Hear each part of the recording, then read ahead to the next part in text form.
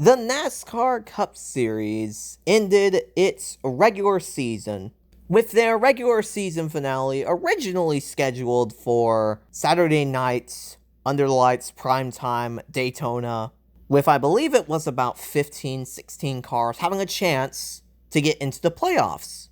Of course, this being the last chance for those drivers to get into the playoffs before Darlington next week. However, with rain throughout the entirety of this weekend, affecting qualifying, practice, and even somewhat of the Xfinity race earlier this weekend, NASCAR decided to push the Cup Series race to, well, honestly, quite a shocking time, honestly, of 10 a.m. on Sunday morning. Quite a bold move, but I gotta tell you something right now. Aside from whatever happened in the thumbnail, this race was actually not awful. I think this race, if you take out what happened at the very end, or I guess during the delay, this race on paper wasn't terrible. Because I actually commented, I don't know if anyone really knows this, but I think they took the green flag at about 10:05, maybe a little after. And by about 12 p.m.-ish, they were about 50 laps away from, finishing the race. And I was like, man, this might be like one of the fastest races in all of like modern day NASCAR. Because I don't remember a race, especially at Daytona, taking that quick.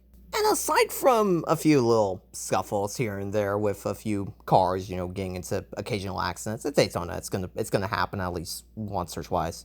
It was relatively clean all the way throughout the race for the most part.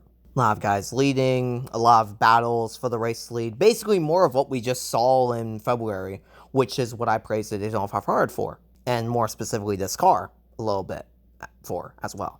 However, we gotta talk about the elephant in the room. We just have to. I know it's gonna suck, but we're just gonna talk about it a little bit. Now, before I say anything, just before I say anything, I will say that I do not blame people for saying like, oh, NASCAR couldn't do anything about it. There was no way of them knowing that was going to be raining in turn one. There's no way of them knowing that was going to be, the rain was just going to do that to all those cars in that pack. And I will agree to a certain extent. Yes, I do think that ultimately it was a very unfortunate situation where you can't really prevent it from happening. It's one of those things where it happens so quick to the point where even if you press that, button, who's to say it still doesn't happen as they're, lowering their speed and actually decelerating from that as they're into caution. Granted, it wouldn't be that bad, but I would still probably see some guys at least getting up into the wall and maybe damaging your car regardless. Especially because they were 3 wide. I mean, that's a given. I mean, they were 3 wide heading into that corner. But as history shows, they did go into that corner at about 193. Full speed, completely full speed, and of course, about 5 cars, a dozen, or even a little bit over a dozen, just all turned into synchronized swimmers at that point, basically, all crashing into the wall, and the beautiful piece of art on screen that you see before you, gifted to us by Mother Nature herself. One car, the 47 of Ricky Stenhouse, got onto I don't know who it was that he got on top of, but he did get on top of somebody and nearly went over. There was about, I think, 2 other incidents where someone nearly flipped in this event. But credit to the Gen 7 car, the cars did stay on the ground, which is good. That's good. That's great. It was much better than what we saw with Harrison Burton earlier this year. And something that definitely a lot of people were worried about, especially after seeing that earlier this year as well.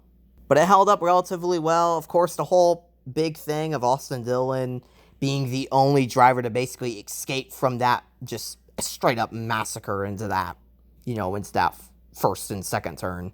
I do think specifically NASCAR could learn a few things from that, though, because, it wasn't too long ago that we had the discussion of the whole New Hampshire incident with the track being covered in slight drizzles for about, I don't know, like 3 to 4 laps, maybe around there, something like that. And of course, all 3 of the cars went into the turn 1 basically all into the wall, one by one. Here comes all of them, just coming all the way throughout, you know. So, I mean, it's something that's been kind of plaguing us for quite a bit now, the past year or so. And weather in general has been plaguing this entire season, basically.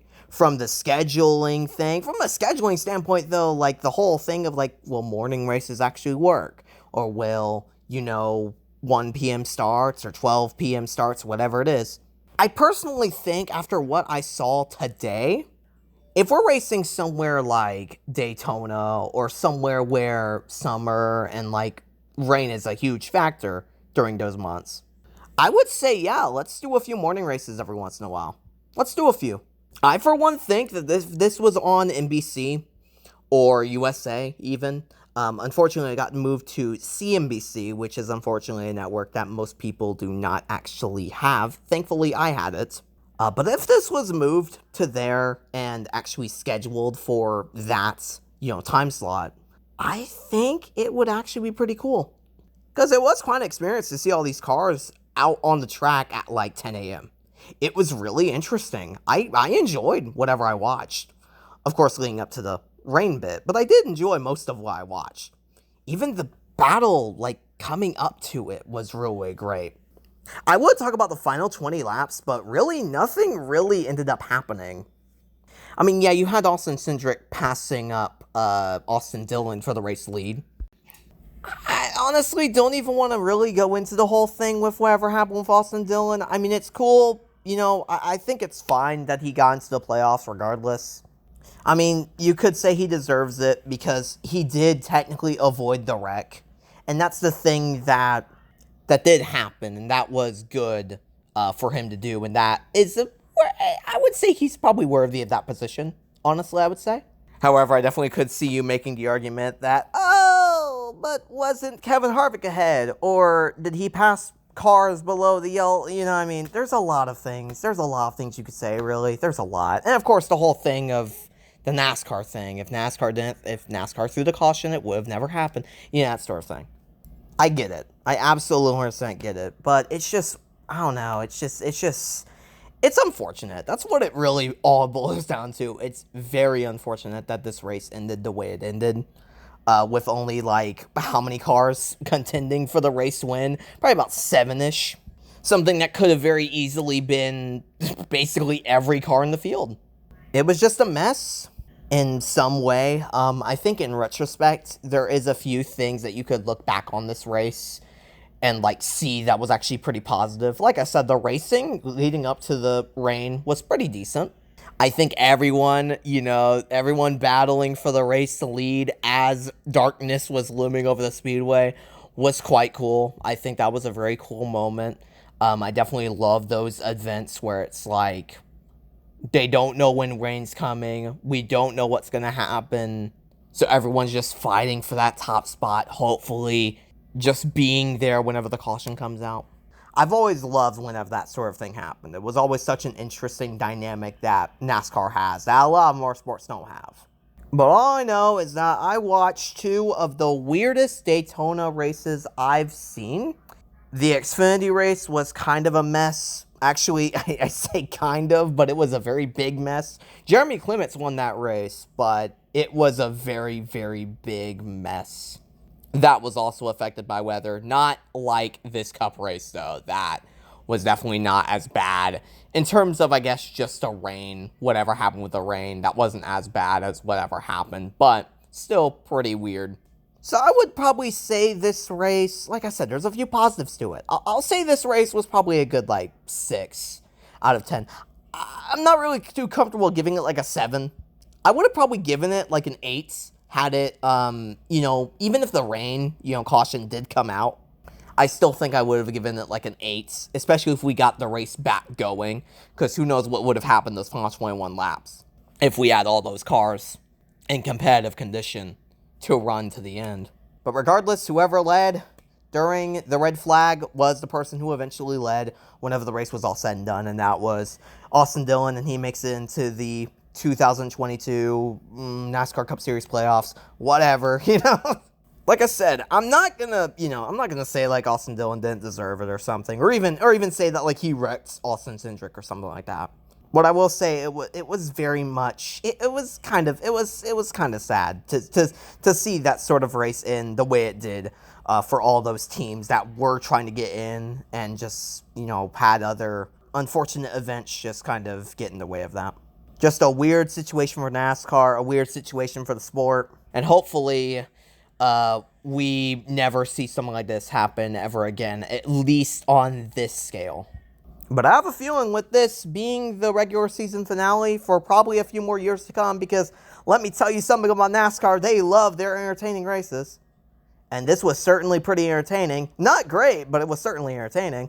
I have a feeling we might be seeing this a little bit more as the years go on. But guys, thank you guys so much for watching. If you guys enjoyed, make sure to come subscribe and watch them. And of course, guys, I'll see you guys when I see you. Thank you guys so much for watching, and goodbye, everybody. I'll see you guys soon. Take care, everybody.